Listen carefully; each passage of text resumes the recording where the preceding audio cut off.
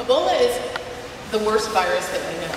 It has a strange shape. You're probably used to seeing viruses that look like icosahedra or spaceships, but Ebola virus is a long, wavy, curly filament.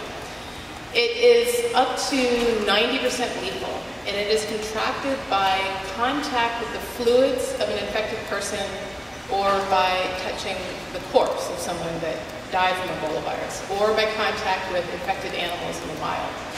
It is so lethal because it replicates rapidly. At time of death, a patient can have 1 billion copies of the virus in a square centimeter of blood. It infects nearly every cell type a human has. There is extensive tissue necrosis. Your microvascular begins to leak.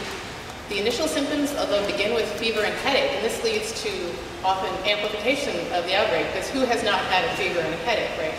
And so most of these cases go undiagnosed at first. They think they're malaria or dengue or something else.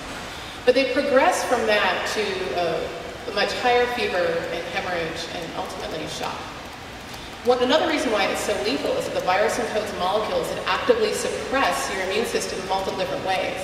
And so the virus is able to replicate without being seen, and then to physically block all the different cellular responses that you have in place to fight it at the same time. So that's some of the work that my lab is doing, is trying to understand how the virus blocks those immune responses and how we can use that information to defeat the virus.